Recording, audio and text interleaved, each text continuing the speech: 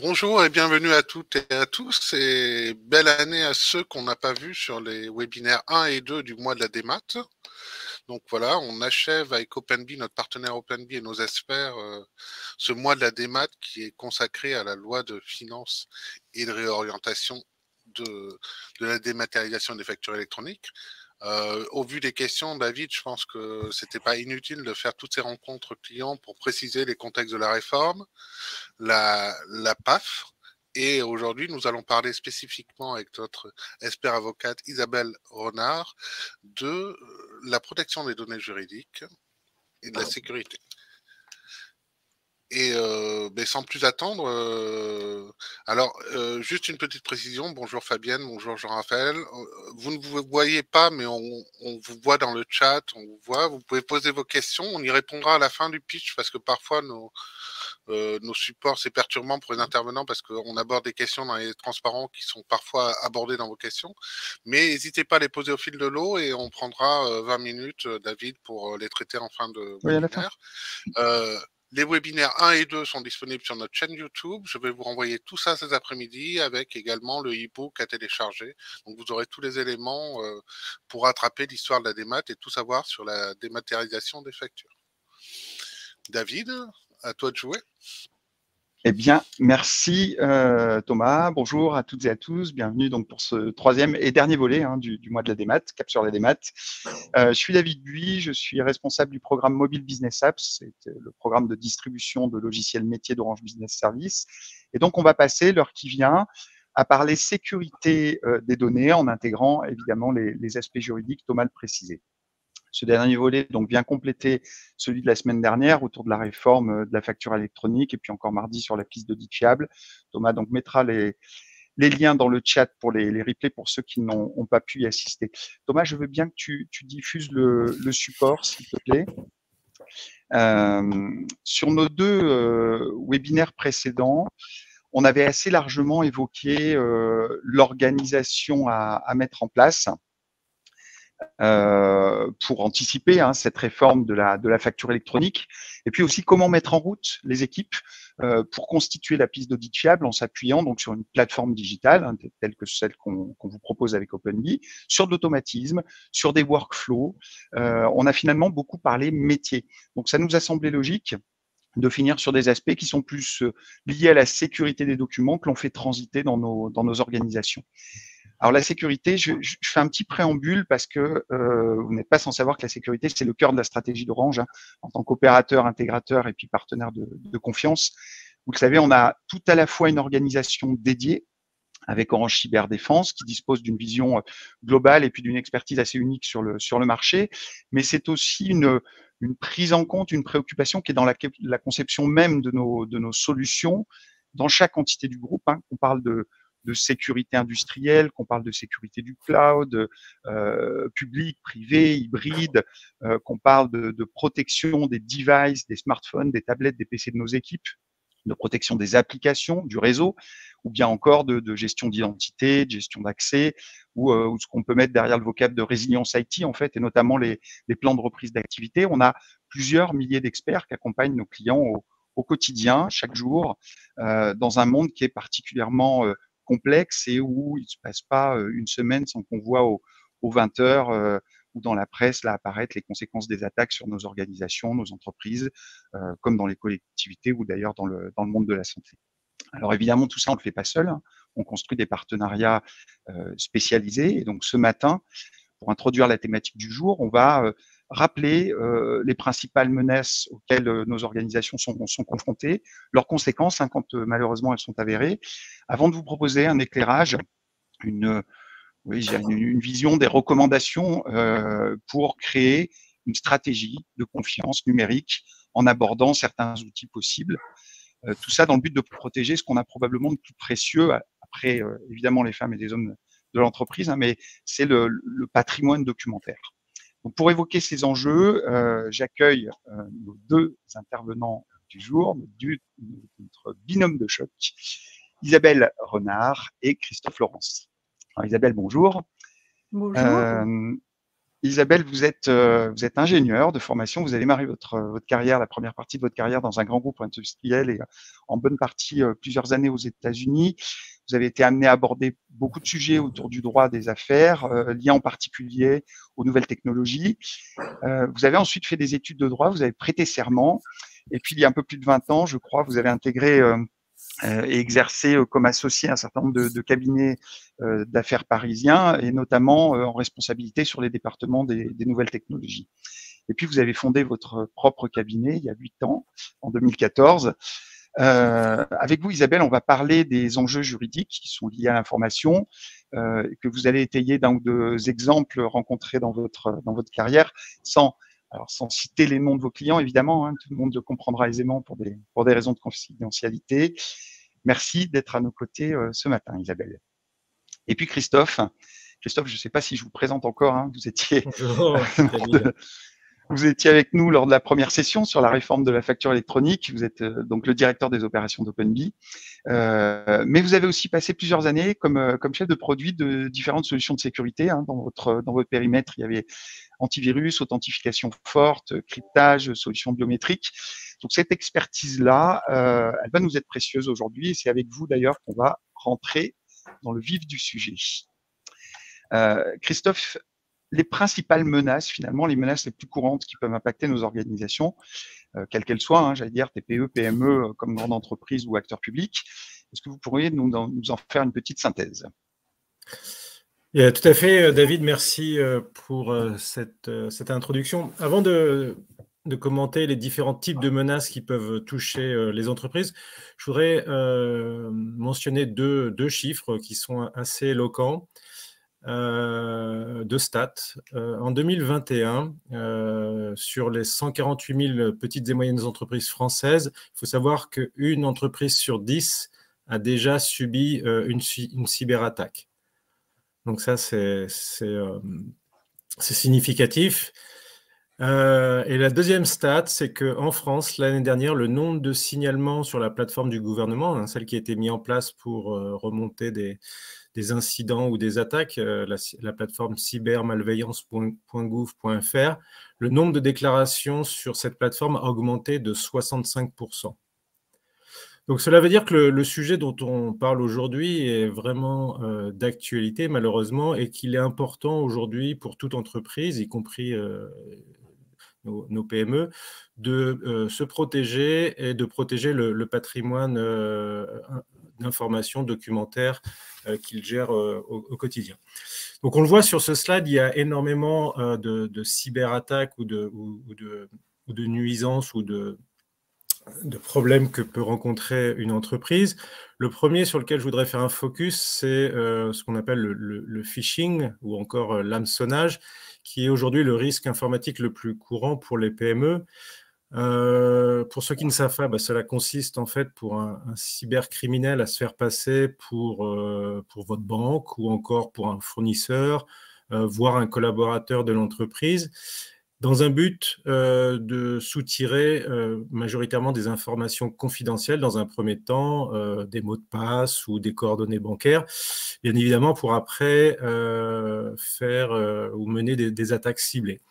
Et une des attaques dont je relate souvent dans nos séminaires ou webinaires, c'est que, et une qui est assez significative, hein, notamment pour les directeurs administratifs et financiers, c'est qu'il y a quelque temps, un hacker a réussi, grâce à une attaque par phishing, à changer tous les RIB des fournisseurs par son propre RIB. C'est-à-dire qu'il a attaqué le système et dans la base, il a modifié tous les RIB des fournisseurs par un autre RIB, ce qui fait que lorsque l'entreprise qui a été attaquée et ciblée, lorsqu'elle recevait une facture, en fait, elle croyait verser et payer le fournisseur, mais en fait, elle versait directement les montants réclamés par ces derniers sur le faux compte. Ce qui a engendré, avant que l'entreprise s'en aperçoive, plusieurs dizaines de milliers d'euros de pertes, puisque bien évidemment cet argent n'a pas été retrouvé, on n'a pas pu tracer le hacker, et malheureusement l'entreprise a dû également régler ses fournisseurs puisqu'elle ne les avait pas réglés. Donc ça, c'est hyper significatif des risques que l'on peut auxquelles on peut être confronté quand on est atteint d'un phishing, pas seulement au niveau personnel, mais au niveau professionnel. L'autre point, c'est également la malversation, l'espionnage industriel, qui n'est pas une cyberattaque à proprement parler, mais qui a quand même qui monte dans le top 5 des attaques, puisqu'il faut savoir que la majorité des attaques ou des nuisances viennent de malfaçons en interne ou d'erreurs occasionnées en interne. Et là, ça peut paraître anodin, on peut se dire, bon, on peut ne pas être soumis à ce type d'attaque, mais j'aimerais relater cette attaque dont a été atteint une entreprise qui disposait, une petite PME de moins de 10 personnes, qui disposait d'un secret de fabrication d'artisanat de la truffe, donc notre produit culinaire. Et en fait, l'attaque est venue par un stagiaire qui était d'origine asiatique, qui était pour un stagiaire marketing, mais qui en fait, après investigation, s'est aperçu que ce stagiaire était venu pour percer le secret et transmettre des informations à différentes personnes dans son pays. Donc attention, en interne, il y a une maîtrise de risque à mener, et souvent, on ne soupçonne même pas que l'on peut être victime d'une attaque, et donc il faut être très vigilant à ce sujet. L'autre point qui est également important en termes de cybermenaces, c'est ce qu'on appelle les ransomware, et c'est vraiment la cybermenace la plus redoutée des PME. Je ne sais pas si vous avez déjà entendu parler d'attaques comme Reveton, CryptoWall, CryptoLocker ou encore Scareware, mais ce sont des attaques qui ont été malheureusement célèbres et qui sont propagées au sein des entreprises au moyen de faux emails contenant des pièces jointes infectées.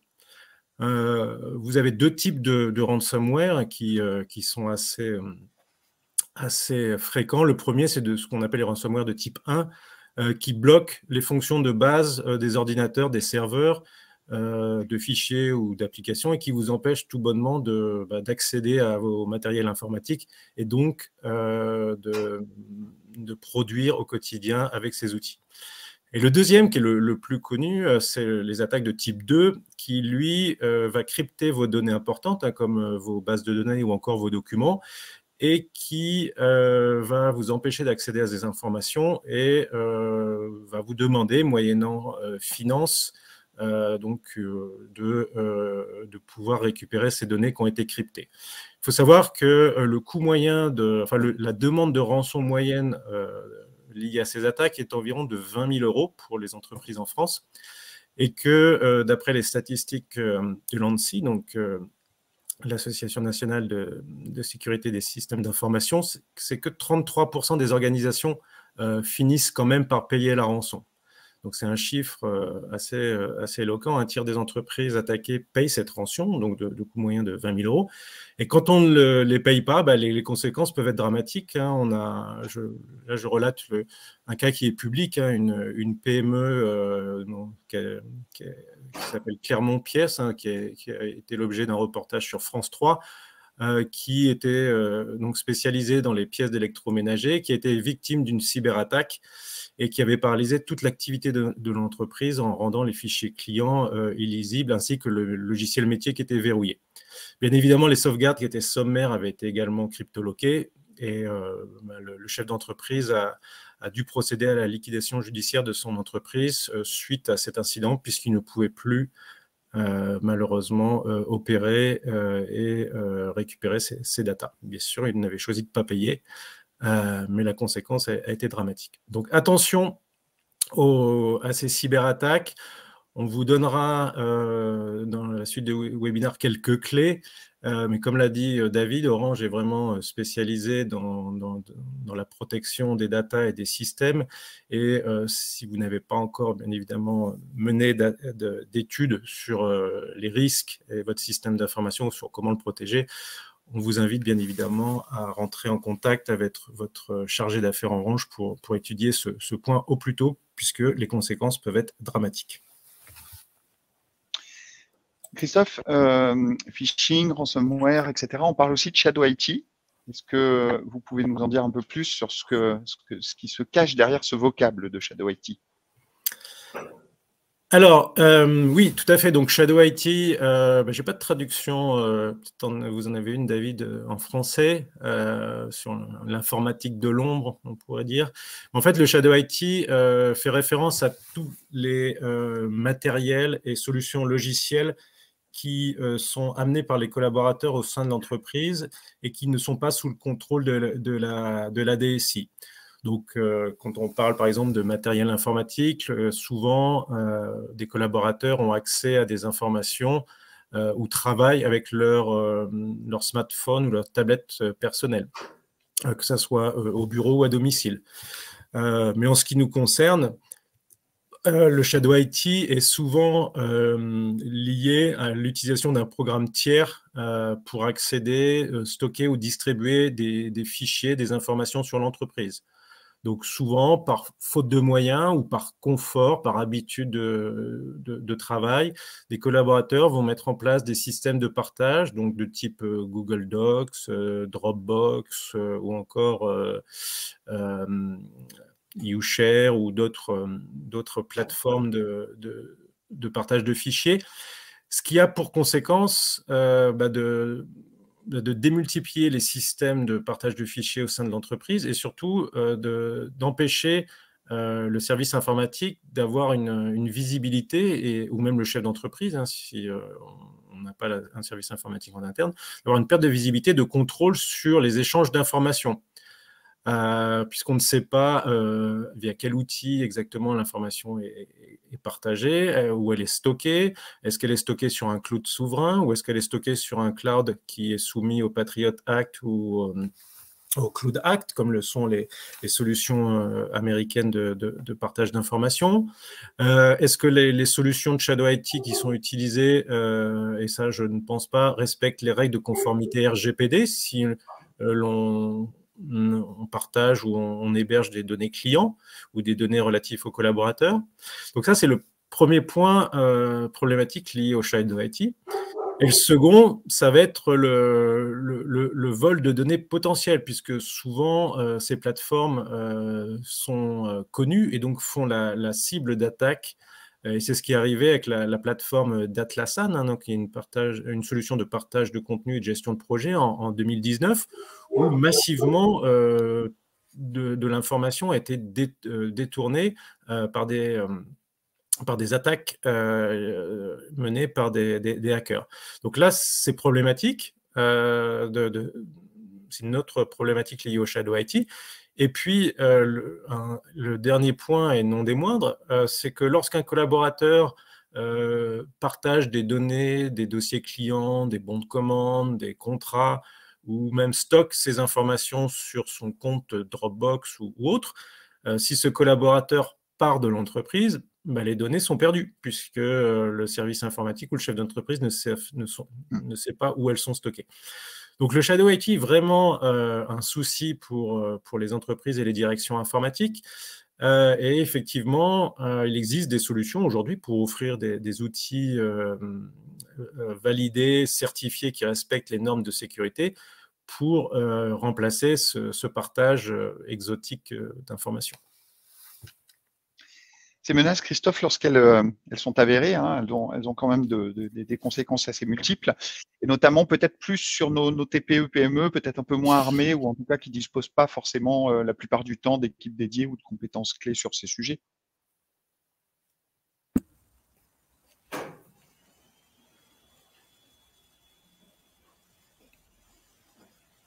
Christophe, est-ce que vous pouvez nous synthétiser les différentes conséquences de ces menaces que vous avez abordées en introduction?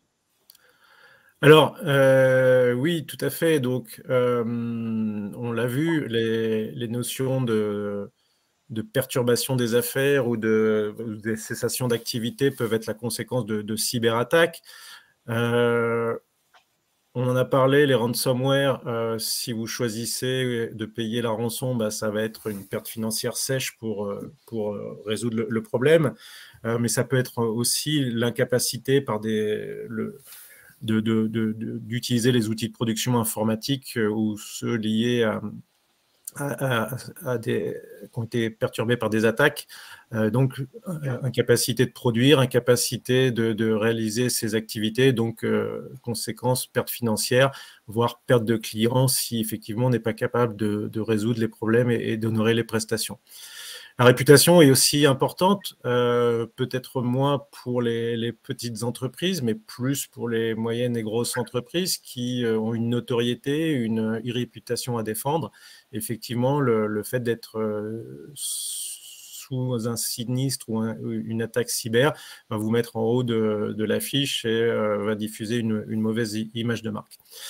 J'en ai parlé avec ce fameux stagiaire asiatique, hein, le vol de propriété intellectuelle, le détournement de savoir-faire peut être une conséquence importante puisque sans le savoir, on peut se faire dérouter des données ou on peut se faire subtiliser un savoir-faire qui va profiter à un concurrent et donc qui va engendrer des conséquences pour votre activité. Donc c'est vrai que au-delà de l'effet immédiat qui peuvent être les pertes d'activité ou d'outils de production, on a des pertes qui sont des impacts qui sont plus moyen terme, voire long terme, sur effectivement des manques à gagner, des pertes de clients et voire une cessation d'activité, malheureusement, si l'attaque est majeure. Merci Christophe pour ce premier point de vue d'ensemble sur les différents risques, les différentes menaces auxquelles on est confronté. Je vous rappelle que vous pouvez poser vos questions directement dans le chat. Hein. On les prendra plutôt en fin de présentation, mais n'hésitez pas à les poser au fil de l'eau. Si on aborde maintenant la notion de stratégie, de confiance numérique. Comment la développer, cette stratégie, et essayer de se prémunir le plus efficacement possible. Alors, je dis efficacement parce qu'on le répétera jamais assez, hein, il y a pas, en matière de sécurité, il n'y a pas de risque zéro. C'est avant tout probablement une combinaison de différentes stratégies, d'actions, de solutions à mettre en œuvre pour déjouer un maximum de pièges. Christophe, comment vous voyez cette confiance numérique, comment la créer, qu'est-ce qu'il faut déployer? Alors, merci David. Oui, on a mis en place ce diagramme, ce carrousel qui présente pour nous les 12 étapes nécessaires à la protection des données.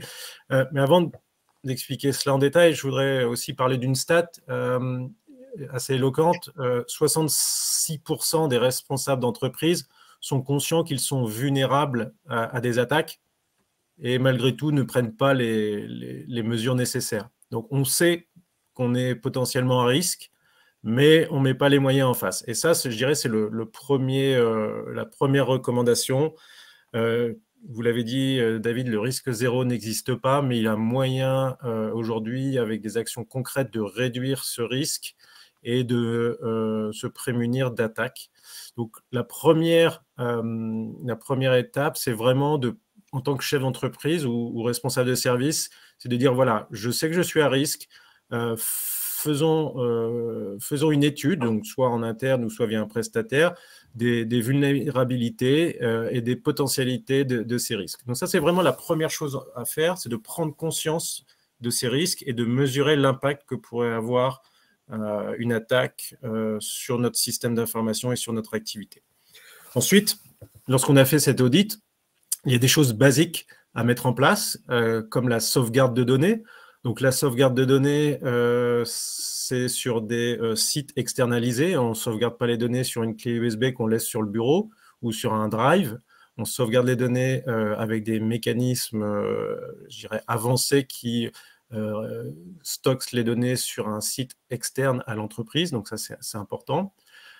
Ou au moins, je sais qu'il y a des systèmes de coffre inifugés, ou au moins dans des coffres-forts qui intègrent un serveur qui, lui, peut résister aux attaques type vol ou incendie.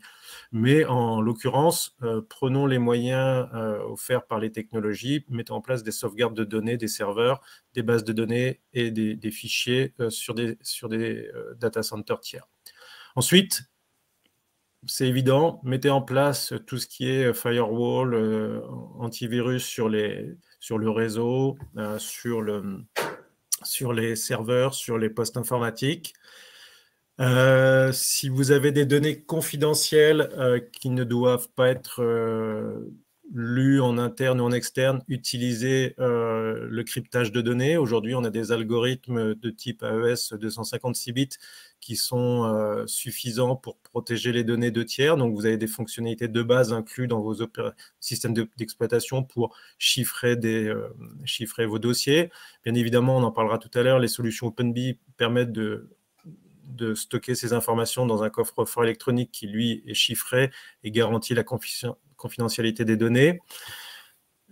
La stratégie pour lutter contre les intrusions par mot de passe, qui sont souvent trop simples et qui peuvent être craquées avec des programmes de dictionnaire ou en brute force ou autre, c'est de mettre en place ce que propose la majorité des applications, donc le double facteur d'authentification, où, comme au système bancaire, on va vous demander un code généré aléatoirement qui vous est envoyé sur un périphérique externe pour bien s'assurer que ce soit vous qui vous connecte à votre poste informatique.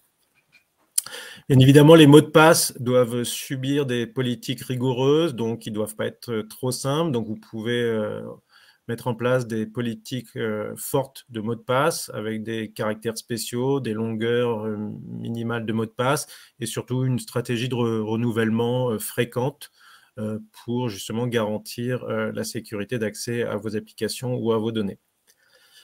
Le monitoring de vos applications, c'est aussi quelque chose d'important, hein, de mettre en place un service de surveillance, comme vous le faites pour votre domicile avec des caméras ou autres. Il existe des systèmes pour surveiller les tentatives d'intrusion dans vos réseaux, les tentatives de détournement de données ou d'hacking. Donc, ça existe, pensez-y. Alors, également, l'idée, c'est de pouvoir mettre en place des politiques pour guider votre plan de sécurité. Donc, j'en ai parlé. Il est nécessaire de définir les étapes, définir les interlocuteurs qui seront en charge de ça, de former les collaborateurs aussi sur la sécurité, de leur expliquer effectivement que en télétravail ou lors de leur déplacement professionnel, on utilise, par exemple, quand on travaille dans le train ou quand on travaille en avion, des filtres de confidentialité pour éviter que son voisin ne voit ce que vous tapez à l'écran. Quand on quitte sa place dans le TGV, encore une fois, pour aller aux toilettes ou pour aller chercher une boisson, on met son PC on lock son PC, on ne laisse pas la session ouverte. Combien de fois on voit, si vous prêtez attention quand vous vous baladez dans le train, des laptops qui sont ouverts sur les sessions de travail. Donc, ça, c'est simple à mettre en œuvre.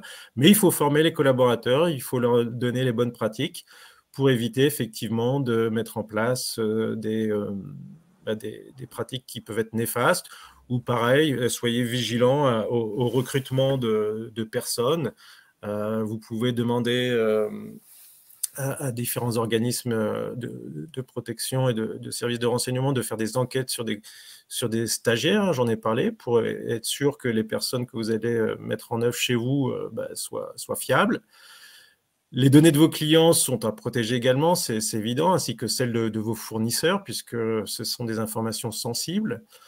On parle d'assurance cybersécurité, ça existe effectivement pour vous prémunir de certaines attaques et des risques encombrés. Donc, vous pouvez effectivement investiguer ce point-là aussi.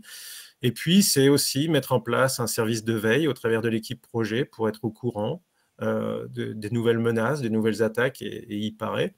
Et puis, Orange dispose de toute l'armada nécessaire pour vous apporter des conseils, des pratiques et des outils pour mettre en place des actions de lutte contre les cyberattaques. Profitez-en. Donc voilà, vous avez un vaste éventail de choix et d'actions à mener. Hein. Ce n'est pas l'un ou l'autre, c'est l'ensemble de ces informations et de ces tâches qui doivent être mises en œuvre. Donc, c'est ça, Christophe. Hein, la sécurité, c'est véritablement à tous les niveaux qu'il faut l'intégrer dans sa réflexion, qu'il faut la concevoir. Hein. On est en phase. Et donc, peut-être pour partager avec vous rapidement ce qu'on a construit ensemble et la manière dont on le réfléchit. et illustrer en fait peut-être un peu sous forme de retour d'expérience notre programme de distribution de logiciels, en particulier avec OpenBee. Ces 3 niveaux de sécurité là qui nous semblent assez clés dans la structure. D'abord, c'est la sécurité du sourcing quand vous choisissez des partenaires. Nous le faisons avec les équipes d'Orange Innovation et en particulier un lab dédié qui intègre plus d'une centaine de critères de comparaison. Donc, ce sont des méthodologies, ce sont des processus qui s'appuient sur des démarches là, qui sont rodées, qui nous permettent de faire le tri parmi beaucoup de solutions qui peuvent exister sur le marché. Ensuite, on sécurise les compétences. Avec OpenBee, on a développé un centre de compétences internalisé chez Orange en proximité. OpenBee est à Annecy. Nos équipes compétentes sur ces sujets-là sont à côté de Grenoble. Et donc, ça permet de diluer les risques, en fait. Les compétences, tout le monde le sait, c'est compliqué de recruter aujourd'hui, c'est compliqué de fidéliser des collaborateurs. C'est important de se dire que ça repose sur plusieurs structures et donc on est capable d'absorber et d'accompagner nos clients avec des compétences mixées.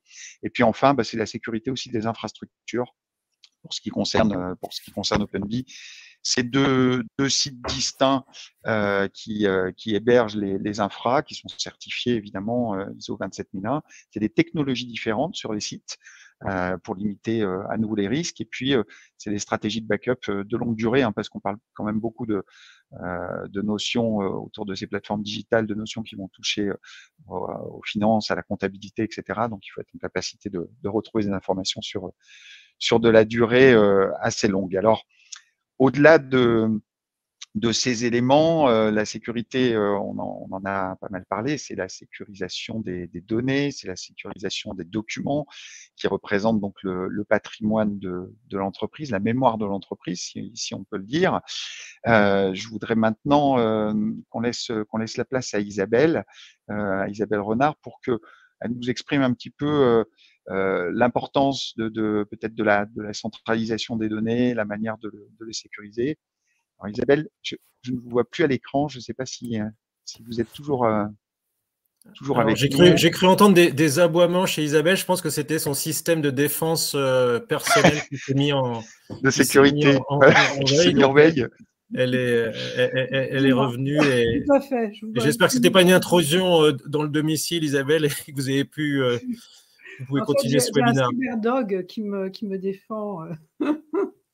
Alors, juste avant de passer la parole à Isabelle, David, vous avez parlé de 2 sites distincts. Ce qui est important, c'est ce qu'on appelle aujourd'hui le PRA, le plan de reprise d'activité.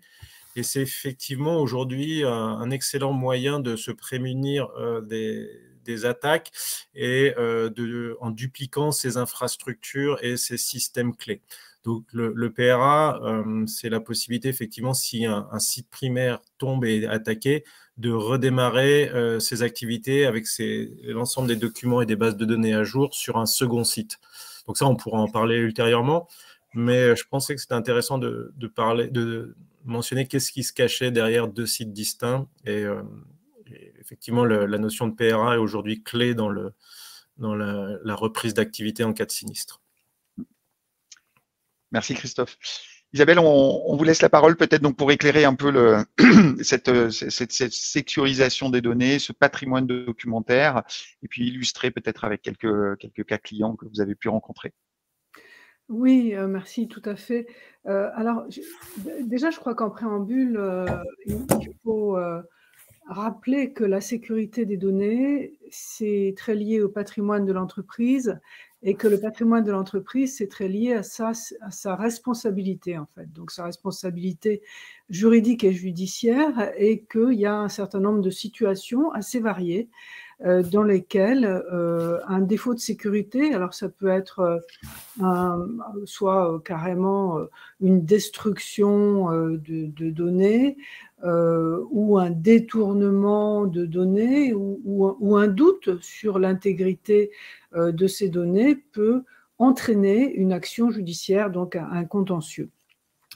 Et c'est finalement, même si ça paraît peut-être un petit peu négatif de parler de contentieux, c'est ça qui entraîne la publication de lois qui vont définir ces notions qui sont des notions extrêmement juridiques, puisque finalement, depuis le début de ce séminaire, on parle de choses qui sont très techniques, qui sont assez complexes et dont vous vous doutez bien qu'elles ne peuvent pas être appréhendées par des juges. C'est-à-dire que finalement, un juge, face à un contentieux comme ça qui touche le patrimoine de l'entreprise, il va essayer de se raccrocher à quelque chose et ce quelque chose, c'est une loi.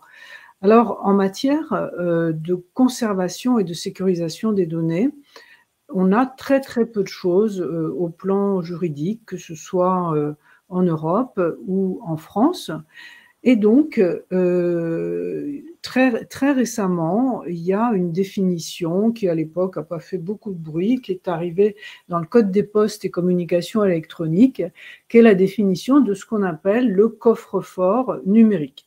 Alors, attention, au niveau juridique, les mots ont leur importance. Il s'agit du coffre-fort numérique, pas du coffre-fort électronique. Coffre-fort numérique est une sorte d'appellation contrôlée. Ça veut dire quoi ? Ça veut dire que si un prestataire appelle son service de conservation, d'archivage, etc., coffre-fort numérique alors qu'il n'est pas conforme aux exigences de la loi, eh bien, il peut risquer une amende. Donc les termes sont très importants. Alors, ce coffre-fort numérique, il a donc été défini à l'article L103 du Code des postes et communications électroniques comme devant avoir un certain nombre de propriétés qui sont résumées ici très rapidement. C'est donc quelque chose qui peut gérer la réception de données, la conservation des données, la traçabilité, ce qui est très important, la traçabilité des accès. Également, et c'est important, l'identification de l'utilisateur. Et ça, on sait bien, et on vient de le dire, que c'est un point majeur, bien sûr, dans la sécurité d'un coffre-fort. Il doit pouvoir garantir qu'un utilisateur donné peut accéder de façon exclusive à ces données. Par exemple, en tant que salarié, si vous avez des bulletins de paye électroniques, eh bien, vous êtes le seul à pouvoir y accéder. Et il doit permettre, bien sûr, à son utilisateur de récupérer les documents. Alors, ce sont des définitions juridiques très conceptuelles qui ont été complétées en 2018 par ce qu'on appelle des décrets d'application. Alors là, je ne rentre pas plus dans le détail, mais c'est quelque chose qui a posé les contours d'une loi, mais sans rentrer de façon détaillée dans la technique. Alors, pour rentrer dans la technique, alors c'est le slide d'après, si quelqu'un peut le passer. Moi, je ne suis pas sûre d'avoir la main. Voici. Hop. Non, il était… Voilà. Oh. Non, c'était celui… Voilà, c'est ça.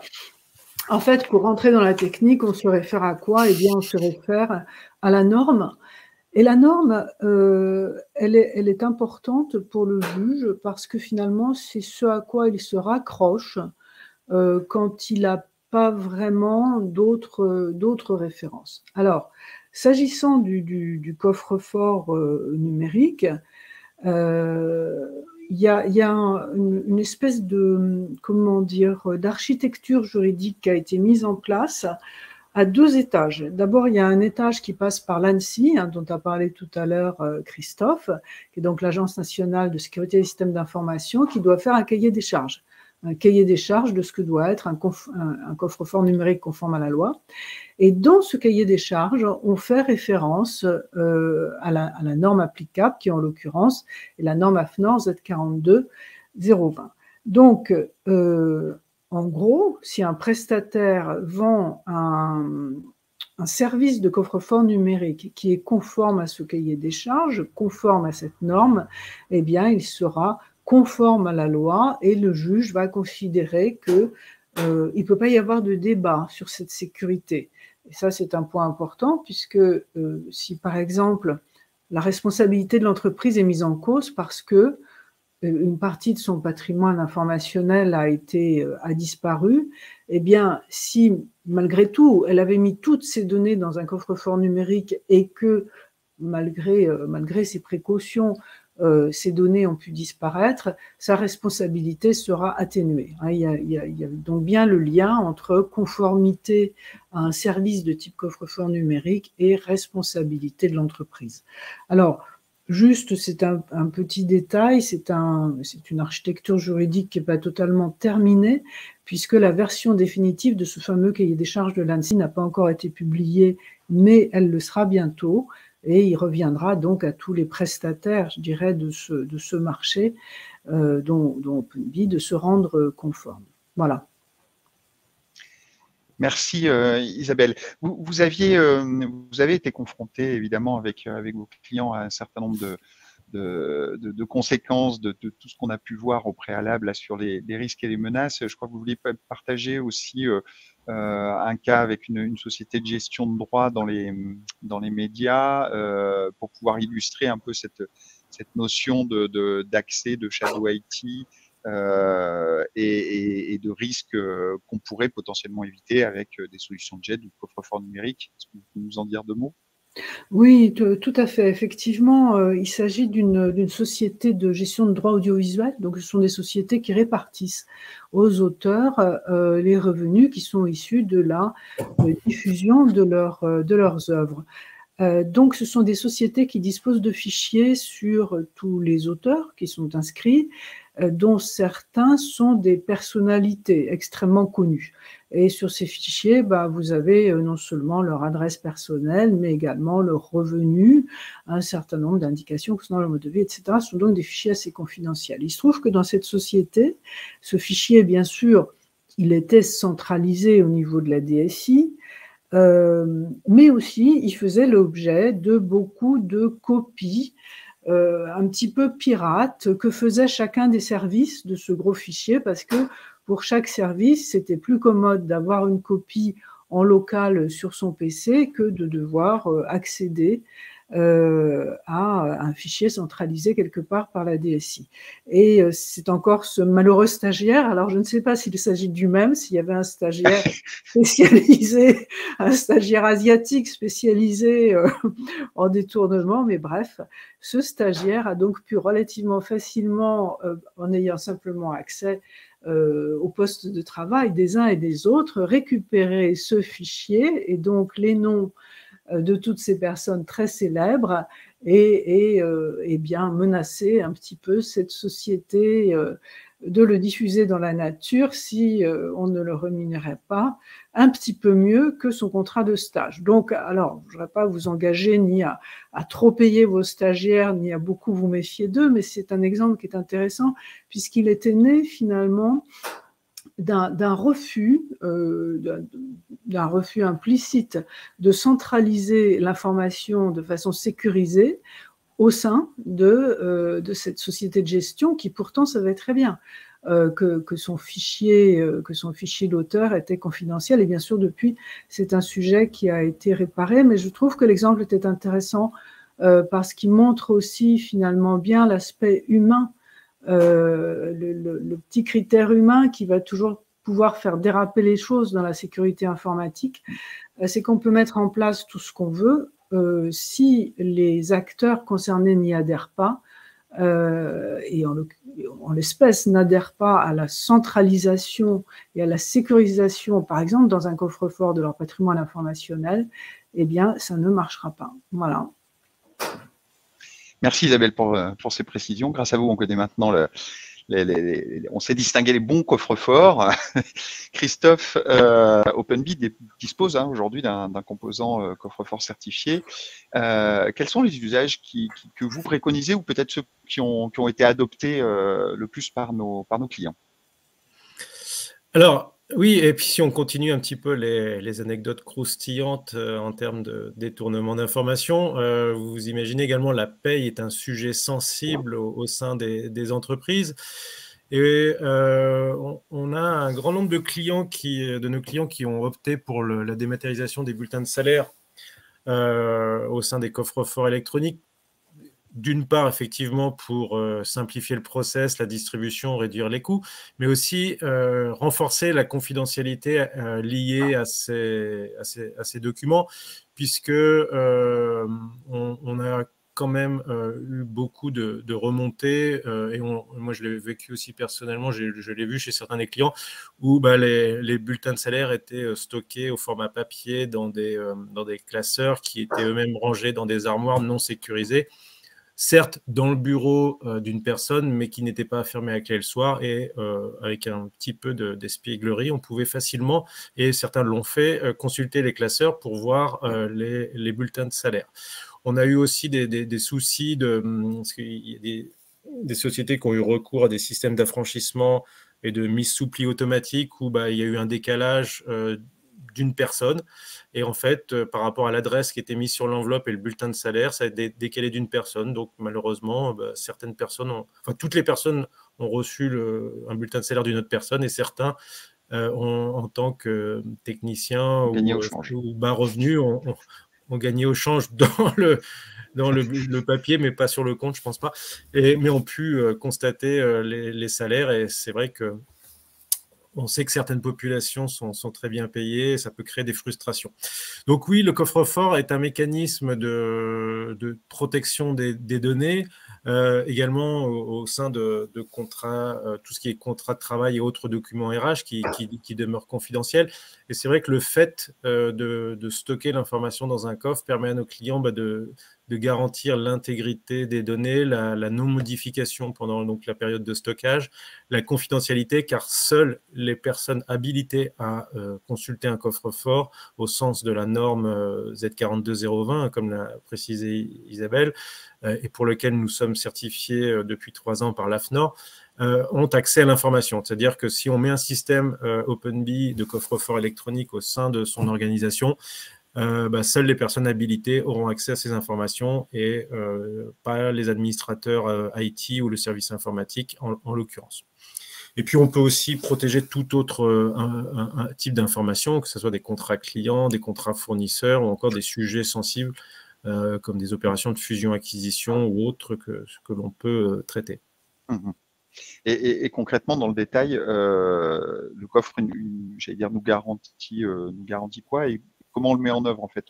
On déploie une plateforme, et les documents, on les imprime, si je puis dire, dans un coffre qui est personnel, dédié, etc. C'est bien ça, Christophe? Voilà, on glisse, déplace les documents, si c'est des documents PDF que l'on a sur son bureau, dans un coffre-fort, comme ce n'est ni plus ni moins qu'un dossier Windows sur lequel est apposé un pictogramme, comme vous voyez ici, de sécurité. Donc, on est vraiment sur un usage très simple.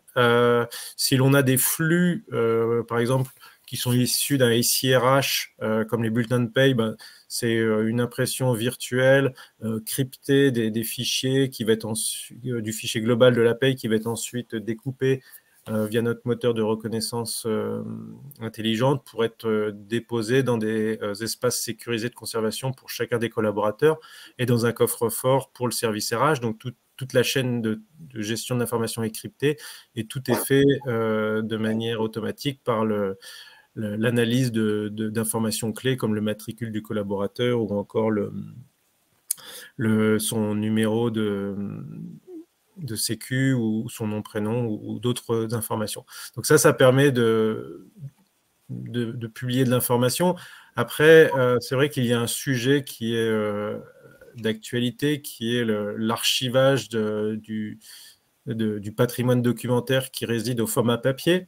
Donc là, on a la possibilité, par la mise en place de mécanismes comme le coffre-fort électronique, et de méthodes comme stipulé par la norme Z42026, qui est associée au coffre-fort et qui permet de gérer ce qu'on appelle la copie fiable, de mettre en place un système, une chaîne de dématérialisation des documents papier via un appareil multifonction ou via un scanner de production dans un coffre-fort, pour garantir effectivement la conservation du patrimoine d'origine papier au format électronique, et également donner ce qu'on appelle une vocation probatoire, c'est-à-dire donner une charge de preuve, donc donner la responsabilité finalement à la partie adverse en cas de litige de prouver que le document qui a été déposé dans le coffre-fort n'est pas l'original. Merci Christophe. Isabelle, je me retourne vers vous pour évoquer justement ces notions d'archivage. On le sait aujourd'hui, hein, l'ensemble de ces archives papier, elles sont à risque. Elles sont à risque d'abord physiquement, hein, elles sont soumises à une destruction qui peut arriver par voilà, une inondation, un incendie de l'entreprise ou tout simplement avec des consultations d'informations par des personnes qui ne sont pas autorisées. Vous l'avez largement décrit, Christophe et vous, à travers quelques exemples. Souvent, ces infos, donc, elles sont stockées encore dans des classeurs, dans des pièces plus ou moins dédiées. Il semblerait donc assez légitime pour les entreprises de procéder à une numérisation de ces données, à une conservation qui soit sécurisée, qui soit optimale, par exemple comme dans un coffre, comme on vient de l'évoquer.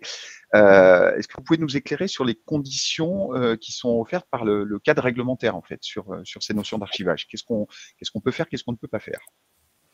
Oui, alors sur les notions de numérisation, plus exactement, il y a eu une évolution du droit français extrêmement importante assez récemment, qui consiste finalement à accorder la même valeur juridique à un original papier, qui autrefois, vous le savez, était quand même vraiment la référence absolue, hein, l'original papier éventuellement signé, et sa copie numérique, donc c'est quand même quelque chose de très important. On va dire, j'ai un original papier, j'ai une copie numérique, elles ont la même valeur juridique, elles ont la même valeur d'original, mais bien entendu, si certaines conditions sont respectées. Donc, de la même façon, on a une disposition du Code civil qui définit de façon très générique ces conditions, c'est l'article 1379.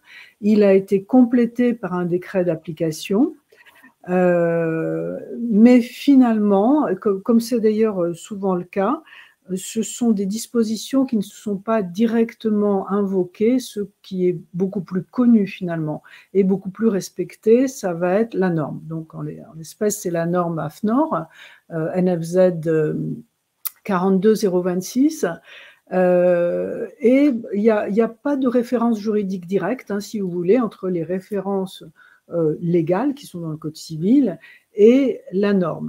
Cela étant, on est quand même sauvé par le fait que, de façon générale, les juges vont considérer que si une numérisation a été faite de façon conforme à la norme, hein, ce qui est tout à fait possible puisqu'il y a une marque qui est associée à ce service, eh bien la numérisation est fiable.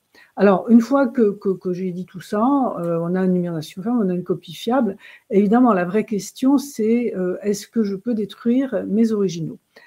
Alors, la réponse de la loi n'est pas oui, vous pouvez toujours les détruire. Elle est plus subtile que ça. C'est finalement le juge qui va donner son avis sur le point de savoir si la numérisation était fiable ou non. Alors vous allez me dire, ça ne m'avance pas beaucoup.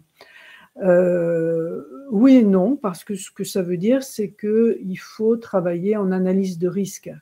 En d'autres termes, s'il s'agit de numériser de façon, je dirais, complètement automatique des archives très importantes, de documents administratifs qui n'ont plus beaucoup d'enjeux ou de valeur pour l'entreprise, probablement ce stock de papier peut être détruit.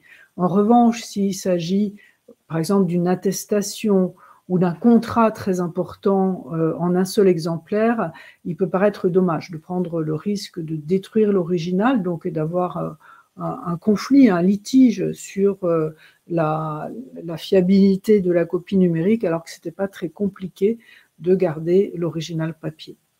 Alors, il y a des exceptions à ce que je viens de dire, qui sont des exceptions, ce qu'on appelle sectorielles, c'est-à-dire que vous avez dans certains secteurs et pour certains types de documents des textes qui vous disent clairement, si vous avez numérisé votre document papier en suivant les conditions légales exigées, eh bien, à ce moment-là, l'original peut être détruit.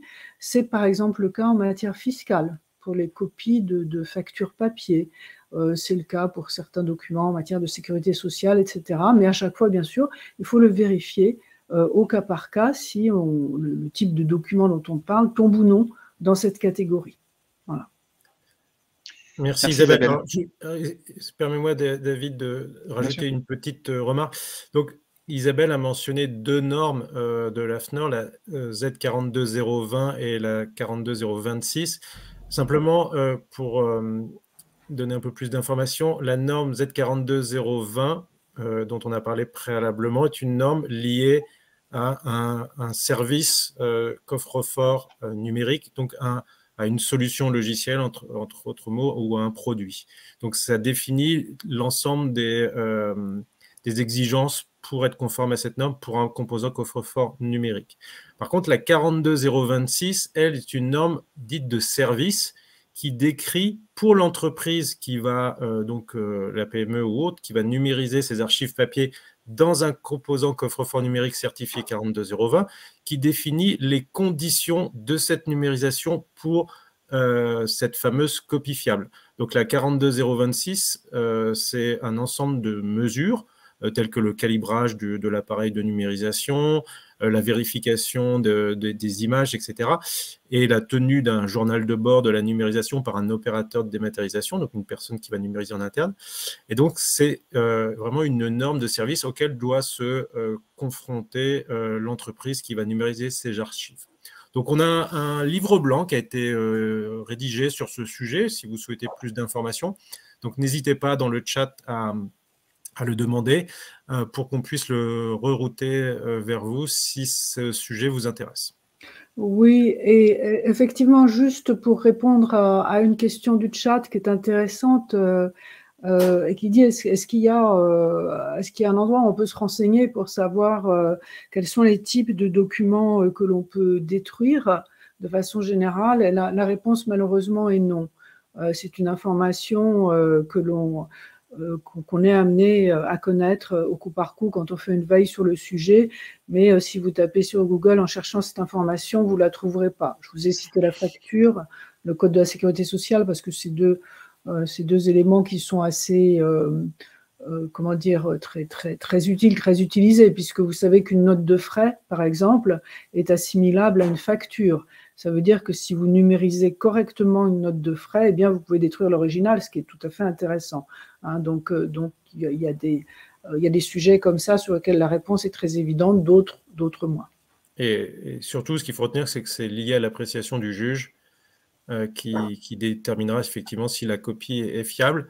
Mais la fourniture effectivement d'un archivage conforme aux recommandations de la norme 42026 et en utilisant un composant 42020 coffre-fort numérique vous donne toutes les chances effectivement de défendre votre cas à cet effet.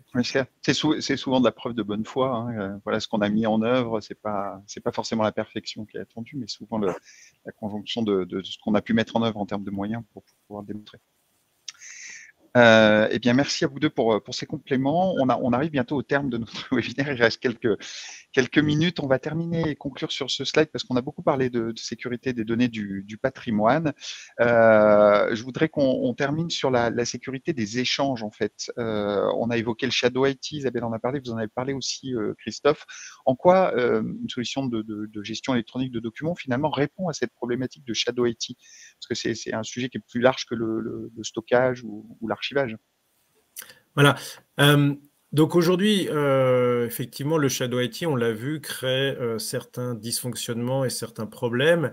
Et avec Orange, justement, pour contrecarrer ces effets Shadow IT et offrir une solution fiable de partage d'informations, on a mis au point un produit qui s'appelle OpenBSphere, qui, dans un premier temps, est hébergé donc, sur les data centers d'Orange, donc certifié ISO 27001 et souverain, ce qui veut dire qu'ils ne sont pas soumis au Cloud Act ou Patriot Act. Donc, on a aujourd'hui, grâce à cette solution, déjà un hébergement sécurisé et souverain. Donc, c'est important. Ensuite, on a pris Ça répond, permettez-moi d'ailleurs, Christophe, ça répond à une question qu'on avait dans le chat qui demandait où étaient vos hébergements. Donc, les solutions OpenBSphere sont hébergées chez Orange, elles sont hébergées tout en France, en Normandie, en Île-de-France, là sur les différents sites dont on a parlé tout à l'heure. Voilà. Et donc, sur les bases du composant coffre-fort numérique, on a dans ce produit ce que l'on appelle des sphères, qui sont des espaces sécurisés d'échange, uniquement consultables et éditables par les personnes qui sont propriétaires de ces coffres-forts, pour effectivement, dans un premier temps, inviter les contacts, qu'ils soient internes ou externes à l'organisation, puisqu'on a par exemple une entreprise de conseil en gestion de patrimoine et en finance qui utilise notre solution pour, avec leurs clients, ouvrir des espaces sécurisés d'échange, donc inviter les clients et gérer les permissions. Donc, c'est fait de manière très, très simple. Et ensuite, l'idée, c'est de publier du contenu et de notifier les interlocuteurs, de travailler de manière collaborative sur les contenus qui sont hébergés au sein de ces sphères pour monitorer la complétion d'actions, de validation, de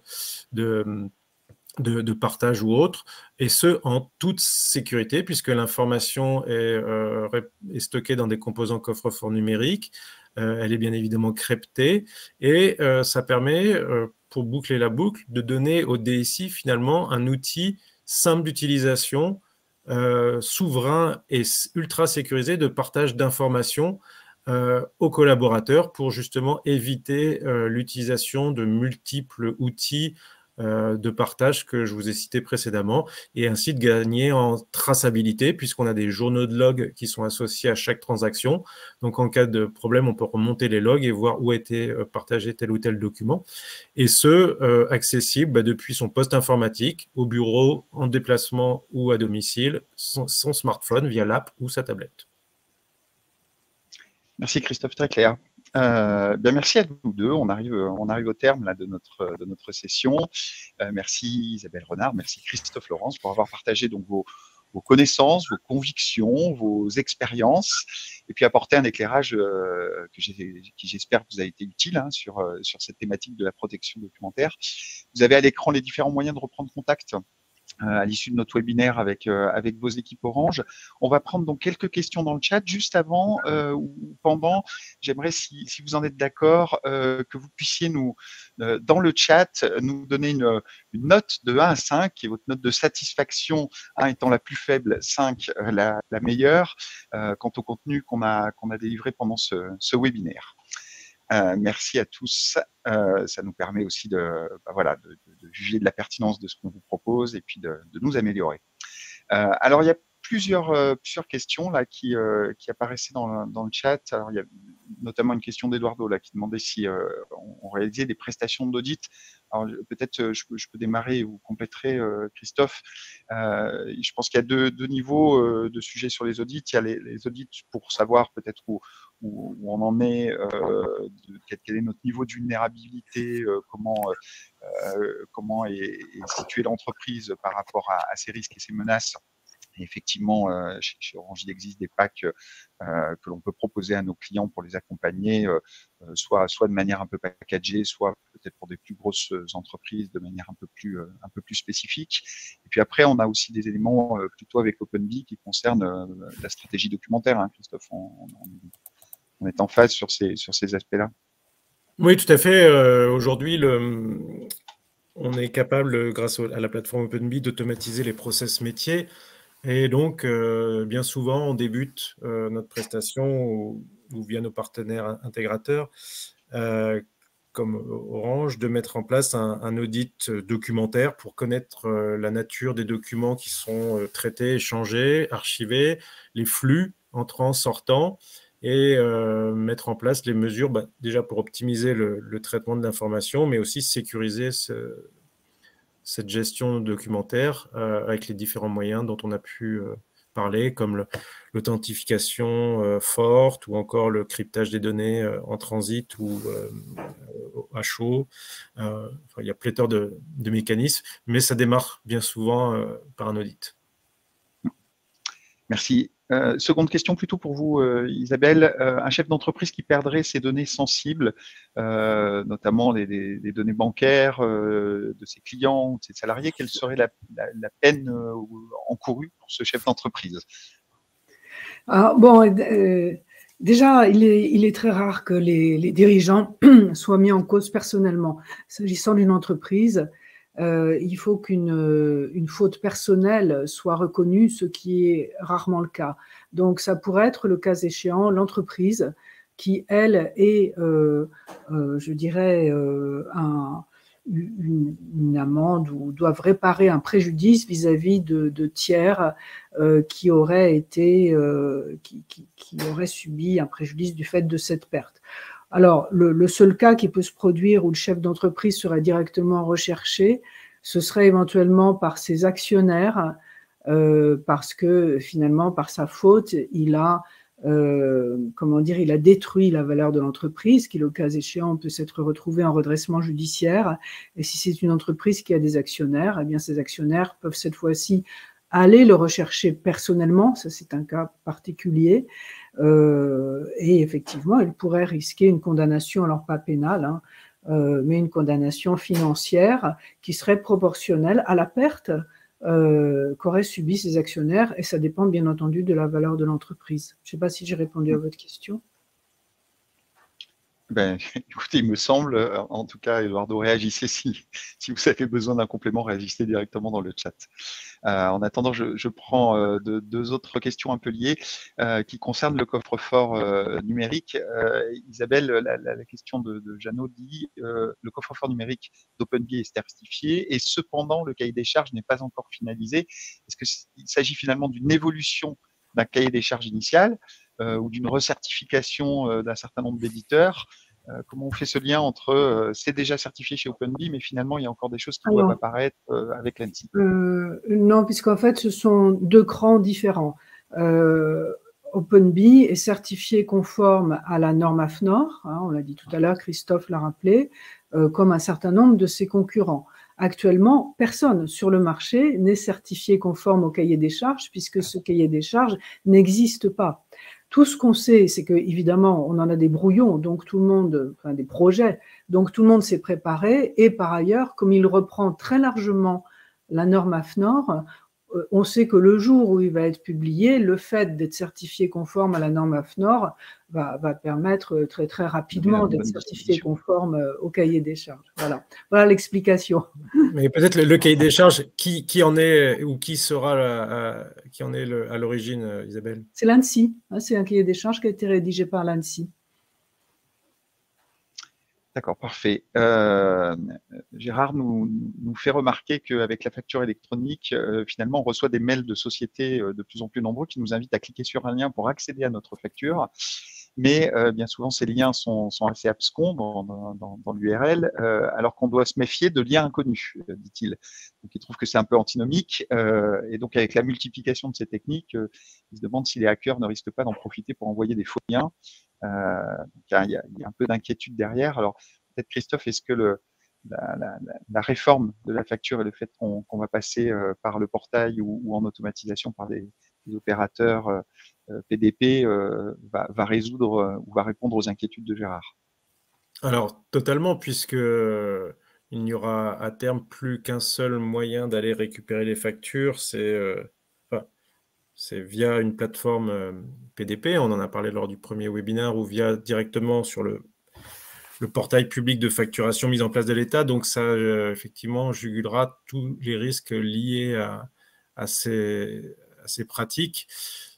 Donc là, en attendant effectivement de basculer sur la plateforme, là, on vous conseille d'appeler vos fournisseurs, de vérifier le mécanisme avec eux de communication des liens, quelle est l'adresse email qui à l'origine de la communication de ce lien, est-ce qu'ils peuvent eux vérifier le lien qui vous a été envoyé pour effectivement vous assurer que c'est pas un phishing ou autre cyberattaque.